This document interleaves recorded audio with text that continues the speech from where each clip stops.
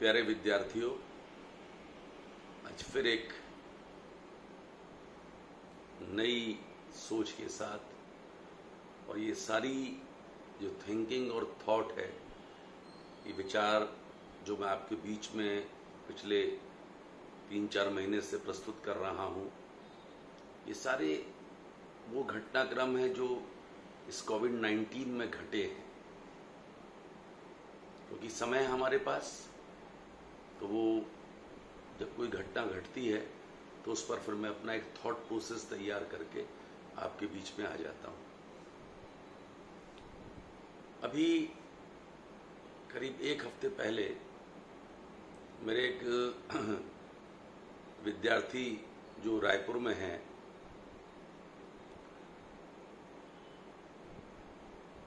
आनंद, करीब 20 वर्ष पहले मेरे से पढ़ा है, बीकॉम एमकॉम मेरे कॉलेज से किया उसने।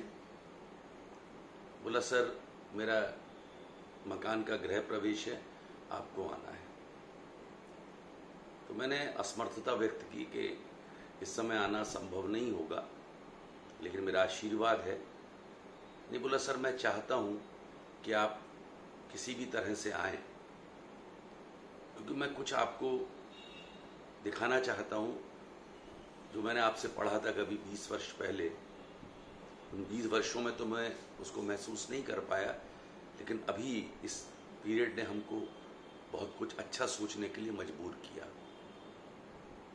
बहुत सारी ऐसी दृष्टांत हैं, ऐसी चीज़ें हैं मेरे दिमाग में जो मैं और समय पर आपके सामने व्यक्त करूँगा। तो मैंने कहा कि नहीं, क्योंकि रायपुर में भी थोड़ी समस्या है, तो मैंने कहा, और फिर किसी के यहाँ जाना आज के समय में ठीक भी नहीं होता है।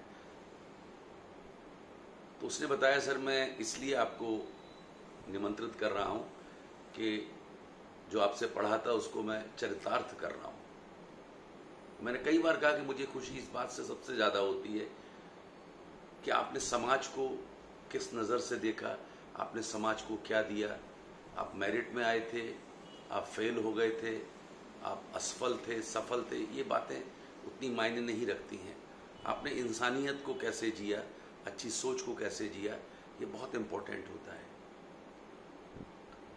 तो उसने बताया कि सर मैं जब कोविड-19 में मैंने गृह प्रवेश की बात की और कहा कि करेंगे, तो पिताजी अरे बोले क्यों कर रहे हो, अभी इतनी बड़ी गृह प्रवेश करेंगे, मेरे 2-2.5 हज़ार परिचित हैं, किसको बुलाऊंगा किसको नहीं बुलाऊंगा, सब नाराज़ हो जाएंगे।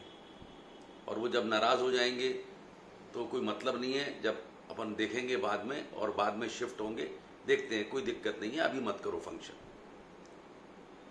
तो मेरे इस विद्यार्थी ने, आनंद ने, बहुत अच्छा डिसीजन लिया। उसने कहा हम किसी को नहीं बुलाएंगे, क्योंकि आप जानते हैं लिस्ट 50 से ज़्यादा नहीं होनी चाहिए। तो लड़के ने कहा कि नहीं, मैं अभी ही फंक्शन करना चाहूँगा, और उसने एक लिस्ट तैयार की।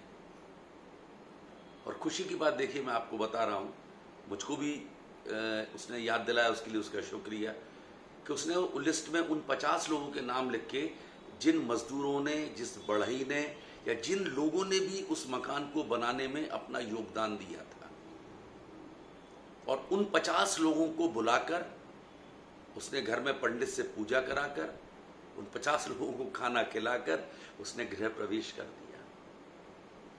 एक्चुअल में ये नजरिया हमारे समाज का होना चाहिए। आपके मकान को सुंदर किन्होंने बनाया, किन लोगों ने बनाया? मजदूरों ने, बढ़ई ने, और प्लम्बर ने, और बहुत सारे लोग होंगे। आप उनको, जब हम इस तरह के आयोजन करते हैं, वो शायद सबसे पीछे होते हैं, हम कभी उन्हें सम्मानित नहीं करते। आपके सुंदर मकान, सुंदर किवाड़, सुंदर अलमारियां, जिसको आप लोगों को घुमाकर गृह प्रवेश वाले दिन दिखाते हैं और सारा श्रेय खुद ले लेते हैं, वो होते ही नहीं है। तो मुझे उस बच्चे की सोच बहुत अच्छी लगी, और इसीलिए वो मुझे बुलाना चाहता था कि सर आप आकर देखिए कि मैंने इस तरह से सारी चीजें करी हैं। बहुत बहुत आशीर्वाद आनंद को, और आप सबके लिए एक संदेश कि जब आप कोई आयोजन करें, इन लोगों को कभी मत भूलिएगा। अभी कोविड-19 में इनकी कीमत हमको पता चली है। जब बंबई से मजदूर, कलकत्ता से मजदूर जब वापस आ गए तो दुगने पैसे देकर वो लोग बुला रहे हैं। मैंने क्लास में पढ़ाते पढ़ाते भी कहा और मैंने समझाने की कोशिश भी की कि मैं हमेशा कहता हूँ अपने विद्यार्थियों से, जब पहली नौकरी लगेगी, जब पहली तनख्वाह मिलेगी तो बेटा एक काम करना कि किसी गरीब बच्चे की फीस जमा कर देना, और जब दूसरे महीने तनख्वाह मिलेगी तो वो तनख्वाह अपने माता पिता को दे देना, और उसके बाद फिर तुम देखना जीवन में कितनी बरकत होती है,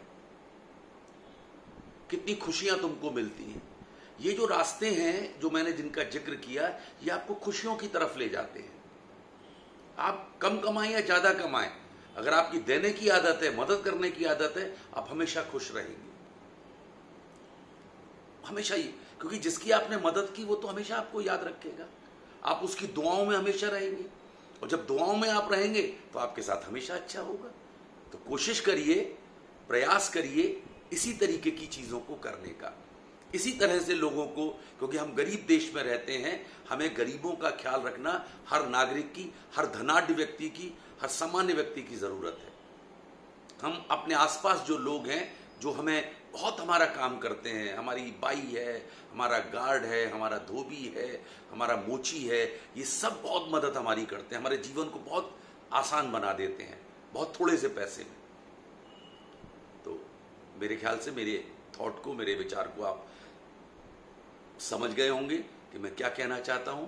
जैसे मैंने आपसे कहा, जब ऐसे विद्यार्थियों को मैं काम करते हुए देखता हूं तब मुझे प्राउड फील होता है कि मैं एक बहुत अच्छी टीचिंग प्रोफेशन में हूं, जहां पर मैं बच्चों को ये चीज़ सिखा पाता हूं। शायद मैं और किसी प्रोफेशन में होता तो इतना सम्मानित महसूस नहीं करता। आज शिक्षक होना मेरे लिए बहुत गौरव की बात है, बहुत बहुत गौरव की बात है, और हर व्यक्ति के लिए गौरव की बात है।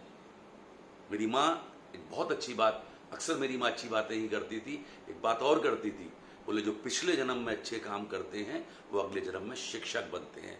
और जब मैं ऐसी सारी घटनाएं देखता हूं तो मुझे अपनी माँ का बहुत स्मरण होता है कि माँ कभी भी झूठ नहीं बोलती, माँ हमेशा सच बोलती है। ये बात एकदम सच है कि जो लोग अच्छा करते हैं उनके साथ हमेशा अच्छा होता है। तो जो अच्छे कर्म करते हैं तो उनका अगला जन्म भी अच्छा होता है। ये जन्म तो होता ही है, सातों जन्म आपके सुधर जाते हैं। हमारी फिलॉसफी है, उसके अनुसार मैं आपको समझाने की कोशिश कर रहा हूँ। तो प्लीज़ बस ऐसे ही सोचिए, ऐसे ही विचार करिए। आप सभी का हृदय से शुक्रिया।